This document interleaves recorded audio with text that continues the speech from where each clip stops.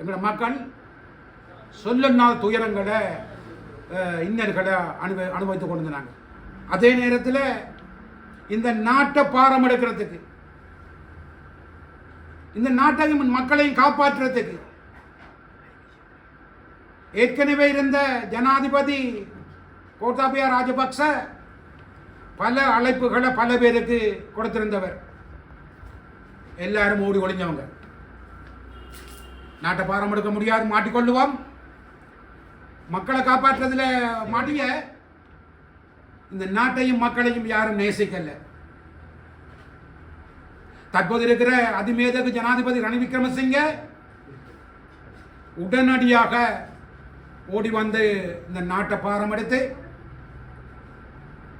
இன்றைக்கு நான் ஏற்கனவே குறிப்பிட்டதை போல பெட்ரோல் வரிசையாக இருக்கட்டும், மண்ணெண்ணெய் டீசல் வரிசையாக இருக்கட்டும், பால்மா தட்டுப்பாடாக இருக்கட்டும், அல்லது நோயாளிகளுக்கான மருந்து வகைகளாக தட்டுப்பாடாக இருக்கட்டும், உணவுப் பொருட்களின் தட்டுப்பாடாக இருக்கட்டும், ஏனைய எவ்வளவோ இன்னல்கள் பிரச்சனைகளை இன்றைக்கு தீர்த்து வச்ச ஒரு மனுஷன்.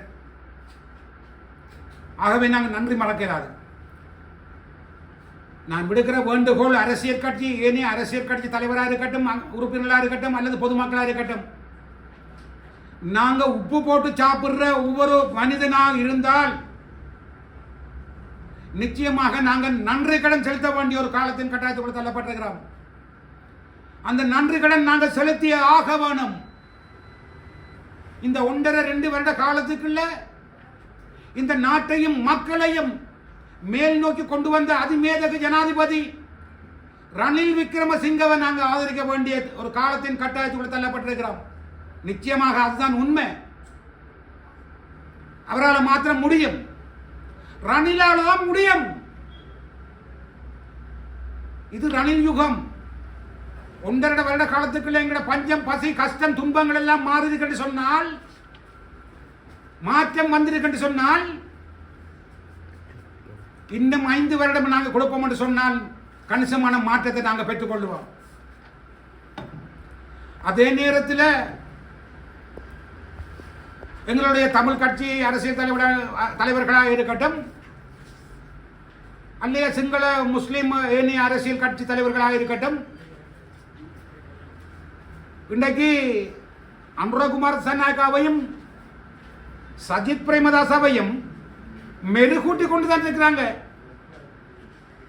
அல்லது ஆசாபாசங்களை காட்டி கொண்டு தான் இருக்கிறாங்களே ஒழிய, நாங்கள் வெல்லலாம், எங்களுக்கு 2 கேபினட் அமைச்சர் வேணும், ராஜாங்க அமைச்சர் 2 வேணும், ஆளுநர் தர வேணும் என்ற பேரந்தான் பேசிக் கொண்டிருக்கப்பட்டதை ஒழிய, பட்டுக்கொண்டிருக்க ஒழிய, சஜித்தையும் ரணிலையும் ஒன்றிணைச்சு இந்த நாட்டையும் மக்களையும் ஒரு புது யுகத்தை நோக்கி நகர்த்துறதுக்கான ஒரு செயற்பாடு யார்கிட்டையும் இல்லை. இந்த எனக்கு பல ஒவ்வொரு நாளும் இரவில் காலையில் பகலில் எல்லாம் அழைப்புகள் வந்து கொண்டிருக்கும். ஈரோஸ் சஜித் பிரேமதாசாவை ஆதரிக்கிறதுக்கு வாங்க, அனுரகுமார் சனாக ஆதரிக்கிறதுக்கு முடிவெடுங்க, ரணிலை ஆதரிக்கிறதுக்கு முடிவெடுங்கன்னு சொல்லி. ஆனால் உண்மை நிலை ஒன்று இருக்கு. ஈரோஸுக்கு உண்மை நிலையை பார்க்கத்தான் தெரியும். அந்த காலத்திலிருந்து இந்த காலம் வரைக்கும் ஒரு உண்மை நிலையை நோக்கித்தான் ஈரோஸ் ஓடிக்கொண்டிருக்கு. இப்போ நான் கணிசமான கிராமங்களுக்கு விஜயம் செய்கிறேன். நான் ஏனைய அரசியல் கட்சி தலைவர்களை விட ஈரோஸ் ஒரு வித்தியாசமான பார்வையில் இருக்கட்டும் சொன்னால், ஈரோஸ் ஒரு வித்தியாசமான நடைமுறையை மேற்கொண்டு கொண்டிருக்கிற ஒரு அமைப்பு. கூடிய வரையில் வடகிழக்கு மாகாணங்களில் கிராமந்தோறும் தான் நாங்கள் நகர்ந்து கொண்டிருக்கிறோம். அப்போ நாங்கள் இந்த கிராமந்தோறும் நாங்கள் நாடி பிடிச்சு பார்த்தோம். நாங்கள் இப்போ நேற்று முந்தின நாள் கூட பவனதேவி பிரதேச செயலக பிரிவு, இங்கே பட்டிப்பள பிரதேச செயலக பிரிவு பக்கம் எல்லாம் போனேன். நான் அந்த மக்கள்கிட்ட நான் அவங்கள நாடி பிடிச்சி பார்த்தேன். நான் யாருக்கு வாக்களிக்கலாமம்மா நாங்கன்னு சொல்லி. அப்போ அவங்கள அந்த கொச்ச தமிழில் சொன்னாங்க, சோறு போட்டவனை தானே ஆதரிக்கலாம், பாதுகாத்தவனை தான் ஆதரிக்கலாம், பாதுகாக்க போறவனை தான் ஆதரிக்கலாம், வேற எந்த எவனையும் சொல்லி ஒரு கொச்ச தமிழ்ல ஒரு கூடாத வார்த்தையில சொன்னவங்க. அதை நான் சொல்ல முடியாது இதில், அதை நீங்க விளங்கிக் கொள்ள வேணும். சோ மக்கள் முடிவெடுத்துட்டாங்க, விளங்குதானே? மாற்றம் உருவாயிற்று, மாற்றம் மலர துவங்கிட்டு. இன்றைக்கு வடக்காக இருக்கட்டும், கிழக்காக இருக்கட்டும், மலையகமாக இருக்கட்டும், ஒட்டுமொத்தமான தமிழ் பேசும் மக்களாக இருக்கட்டும், அகில இலங்கை வாழ் சிங்கள மக்களாக இருக்கட்டும், மக்கள் முடிவெடுத்துட்டு நாட்டை பாதுகாத்தவர், மக்களை பாதுகாத்தவர், பஞ்சத்தை தீர்த்தவர், வரிசையை நிறுத்தியவர், எதிர்காலத்தை நோக்கி நகர்ந்து கொண்டிருக்கிறவர் அதிமேதகு ஜனாதிபதி ரணில் விக்ரமசிங்கைக்கு தான் நாங்கள் வாக்களித்து இந்த அடுத்த 5 வருடத்தையும் கொடுக்க போறோம் என்று சொல்லி மக்கள் முடிவெடுத்துட்டாங்க. இன்றைக்கு அநேகமான அரசியல் கட்சி தலைவர்கள் நாங்கள் முடிவெடுக்கல, 14ஆம் தேதி முடிவு சொல்றோம், 15ஆம் தேதி முடிவு சொல்றோம். நீங்க அப்படி சொல்ல தேவையில்லை ஐயா. ஏன்னா நீங்கெல்லாம் சொல்றது மக்கள் கேட்கறதுக்கு இல்லை. அது ஒரு காலம் போயிட்டு மக்கள் தலைவன், மக்கள் பிரதிநிதி சொன்னதெல்லாம் அது ஒரு காலம் போயிட்டு இன்றைக்கு மக்களாக முடிவெடுத்துட்டாங்க. மக்களாக நீங்களும் முடிவெடுத்துட்டு உங்களை மாற்றுறது தான் சரி. அதான் நான் சொன்ன மாற்றம் ஒன்று வேணும் என்று சொல்லி வி வாண்ட் இந்த சேஞ்ச். ஸ்ரீலங்காவில் வெனசா கோன ரணில் விக்ரமசிங்க ஜனாதிபதிக்கு ஒரு தரம் 5 வருடம் ஒரு தரம் கொடுப்பேன்னாங்க. அவரால் முடியும், அவரால் மாத்திரம்தான் முடியும். சஜித்தும் ரணிலும் ஒன்றாக இணைந்தால் ஜனாதிபதியும் பிரதம மந்திரியும் இந்த நாடு எவ்வளவு வளத்தை நோக்கி போய்கொண்டிருக்கு தெரியுமா? தென்கிழக்கு ஆசிய நாட்டில் இலங்கை ஒரு நல்ல ஒரு மாற்றத்தை நோக்கி நகரம். இதுதான் உண்மை, இதுதான் யதார்த்தம். யதார்த்தத்தை தான் பேச முடியும். ஈரோசனை முடிவெடுத்திருக்கு. கடந்த 6ஆம் மாதம் 23ஆம் தேதி, ஜூலை மாதம் 23ஆம் தேதி ஈரோசின் மகாசபை மட்டக்களப்பில் கூடி நாங்கள் முடிவெடுத்தாங்க. உண்மை நோக்கித்தான் ரணில் விக்ரமசிங்கே ஜனாதிபதியை நாங்கள் ஆதரிக்க வேணும், இன்னொரு 5 வருடம் அதை கொடுக்க வேணும்னு சொல்லி. அதே நேரத்தில் சஜித் பிரேமதாச சபை எந்த அளவுக்கு அவரோட இணைக்க முடியும் என்றதையும் நாங்கள் யோசிச்சினாங்க. இன்றைக்கும் கூட நான் அந்த முயற்சி தான் இருக்கிறேன். இன்றைக்கு சிங்கள தேசிய பேரினவாதிகள்கிட்ட கூட நான் காலையிலே நேற்றில கூட கதைச்சினான், ஏன் எங்களால் முடியாது இணைக்கிறதுக்குன்னு சொல்லி. இன்னும் காலம் தாழ்த்தப்படலை, நாங்கள் ஒன்றிணையலாம் என்ற ஒரு நோக்கத்தை தான் ஈரோசால சொல்ல முடியும். ஒரு காலம் போயிட்டு மக்களாக முடிவெடுத்துட்டாங்க. இந்த விஜயதாச ராஜபக்ச மட்டுமில்லை, ஏன் அனுரோதகுமார் இன்னைக்கு எவ்வளவு பிரமுகர்கள் அரசியல் ஆய்வாளர்கள் சொல்லி கொண்டாந்துருக்கிறாங்க. ராஜபக்ச பரம்பரையோட இருந்த திருடர்கள் ரணிலோட இணைந்தபடியால் வாக்குகள் குறைய போகுதுன்னு சொல்லி இல்லை, வாக்குகள் கூடிக்கொண்டிருக்கு. சாதாரணமாக ஒரு கணிப்பீடு எந்த ஆய்வு, ஈரோஸ் என்ற ஆய்வு, இன்றைக்கு 100,000க்கு மேலே பாராளுமன்ற உறுப்பினர்கள் அமைச்சர்கள் இருக்கிறாங்க. இதுக்கு அப்பால மாகாண சபை உறுப்பினர்கள், முதலமைச்சர்கள், முன்னாள் பிரதேச சபை, நகர சபை, மாநகர சபை உறுப்பினர்கள் எத்தனை ஆயிரம் பேர் இன்றைக்கு ரணில் இருக்கிறாங்க. போன தடவை மஹிந்த ராஜபக்ச பரம்பரையோடு இருந்து ஒரு அமைச்சர் அல்ல ஒரு பாராளுமன்ற உறுப்பினர் 1,00,000 வாக்குகளால் வென்றிருக்கிறார் என்று சொன்னால் அந்த வாக்கு அவ்வளவும் அவர் ரணில பக்கம் மாறினதால அவ்வளவும் அந்த 1,00,000 ரணிலுக்கு விழுமான்னு நாங்கள் நினைக்க தேவையில்லை.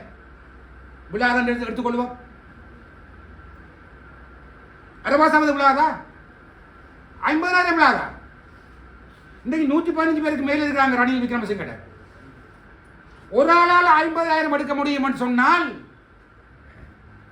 115 பேராலையும் எத்தனை லட்சம் எடுக்க முடியும்? 60 லட்சத்தை தாண்டுமா இல்லையா?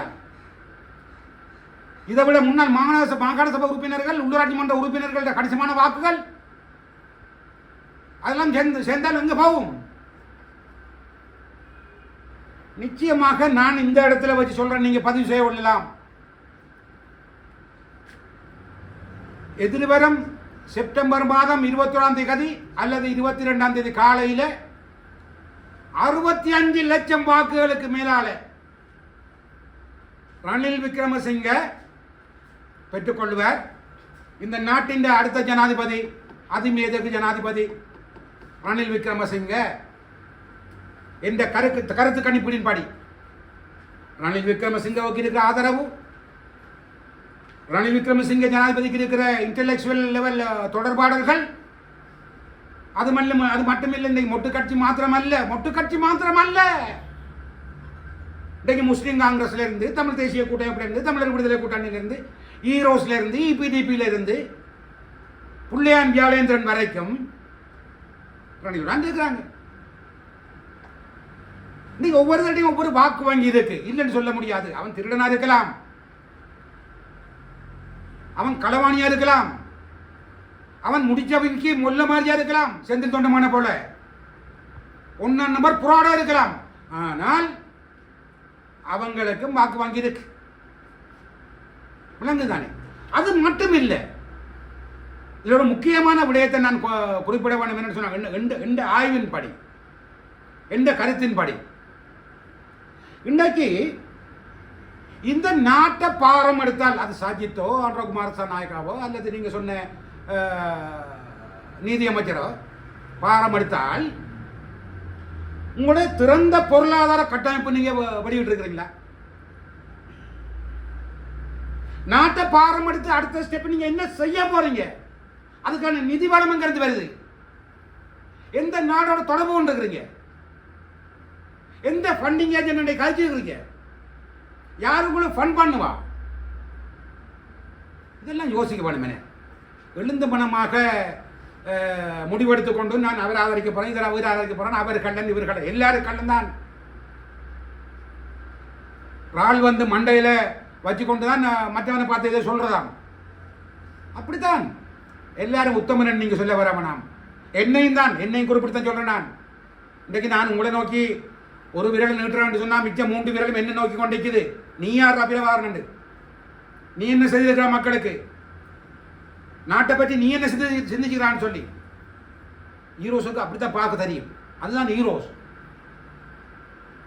உண்மை நிலையை உண்டு இருக்கல. ஸோ வாக்கு வங்கி ஜனாதிபதிக்கு ரணில் விக்ரமசிங்க கிட்டத்தட்ட தேர்தல் அறிவித்த அந்த காலகட்டங்களில் இருந்து ஒரு கிழமை ஒரு 10 நாளைக்கு அனுரோத்குமார் தனாக்காண்ட பேர் தான் முன்னிலையில் இருந்தது. அது உங்களுக்கு தெரியும். 2வதான கருத்து கணிப்படி சஜித் பிரேமதாச தான் இருந்தது. 3வதான கருத்து கணிப்படி ரணில் விக்ரமசிங்க தான் இருந்தது. அதுதான் உண்மை. இன்றைக்கு முதலாவதாக ரணில் விக்ரமசிங்கே, 2வதாக சஜித் பிரேமதாசா, 3வதாக அனுரோகுமார் தனாயக்கா. அந்த உண்மை நிலையை மக்கள் விளங்கி கொண்டிருக்கிறாங்க. இது கடவுளுக்கும் தெரியும். தொடர்ந்து மக்கள் கஷ்டப்படுறதை கடவுள் விட மாட்டார். கடவுள் ஒரு மாற்றத்தை கொண்டு வரும் நினைக்கிறார். ஆகவே மாற்றம் ஒன்று மலரும். அதான் நான் சொன்னேன், we want in the change என்று சொல்லி சொல்லாங்க. அங்கு பேரு அதிமேதக ஜனாதிபதியின் ஆதரவுக்கான பிரச்சாரங்கள் இந்த மாதம் 20ஆம் தேதியிலிருந்து வடக்கு கிழக்கு மலையகம் பூராகவும் துரிதமாக செயற்படும். அவருடைய வெற்றிக்காக ஈரோஸ் தன்னால முழு மூச்சோட உழைக்கும். அநேகமான மாற்றங்களை நாங்கள் கொண்டு வந்து கொண்டிருக்கிறோம். அநேகமான மக்கள் எங்களோட நினைஞ்சு கொண்டிருக்கிறாங்க ரணில் விக்ரமசிங்காவுக்கு வாக்களிக்க வேண்டும்னு சொல்லி. ஒரு ஒரு ஒரு ஒரு மனிதனை நம்ப வச்சு ஏமாத்துறதுக்கோ அல்லது துரோகம் செய்யறதுக்கோ வீரசுக்கு தெரியாது. ஆகவே இந்த நாட்டையும் மக்களையும் மீட்டெடுத்த, அதல பாதாளத்திலிருந்து நாட்டையும் மக்களையும் மீட்டெடுத்த அதிமேதக ஜனாதிபதி ரணில் விக்ரமசிங்கவை ஆதரிக்க வேண்டும் என்று சொல்லித்தான் ஈரோஸ் என்ற நிலைப்பாடு மாத்திரம் இல்லை, இது ஒட்டுமொத்தமான தமிழ் பேசும் மக்களின் முடிவாகவும் இருக்கு. எங்களால் துரோகம் செய்ய முடியாது. இன்றைக்கு கூட தெரியும்,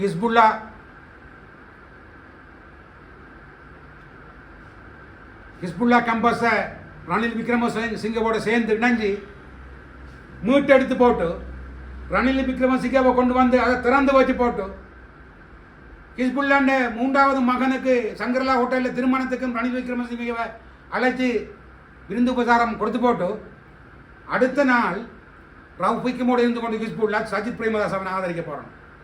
இப்படியான மானங்கட்ட துரோகமான செயற்பாடு ஈரோஸுக்கு தெரியாது. ஈரோஸுக்கு ஒரு முடிவு தான் தெரியும். அதுக்காக ரணில் விக்ரமசிங்க எங்கட மாமனோ மச்சானோ இல்லை எங்களுக்குள்ள குழுக்கள் வாங்கலோ இல்லை. இந்த நாட்டுக்கு நன்மை பாய்க்கும்னு சொன்னால் அது சஜித்தா இருந்தா என்ன, அனுரோவா இருந்தா என்ன? இன்றைக்கு நான் ஏன் சஜித் பிரேமதாசா காட்சி போட்டுக்கிறேன். அவர் நல்ல மனிதன், மக்களை நேசிக்கக்கூடியவர், இந்த கள்ளங்கப்படம் இல்லாத மனுஷன் சஜித். அப்போ சஜித் ரணிலோட இணைச்சு ஒரு 5 வருடம் இவர் ஜனாதிபதியும் அவர் பிரதம மந்திரியும் இருப்பாருன்னு சொன்னால் இந்த நாடு ஒரு முன்னோக்கி போய் கொண்டிருக்கு. அடுத்த 5 வருடத்துக்கு பிறகு சஜித் பிரேமதாச சபைக்கு நாங்கள் கொண்டு வரலாம். தொடர்ந்து 10 வருஷத்துக்கு அவர் ஜனாதிபதியாக இருப்பாருன்னு சொன்னால் எங்களோட நாடு மட்டும் இல்லை, எங்களோட மக்களும் ஒரு முன்னேற்ற பாதைக்கு போய்கொண்டிருக்க மாட்டது தான் உண்மை, யதார்த்தமும் இதுதான்.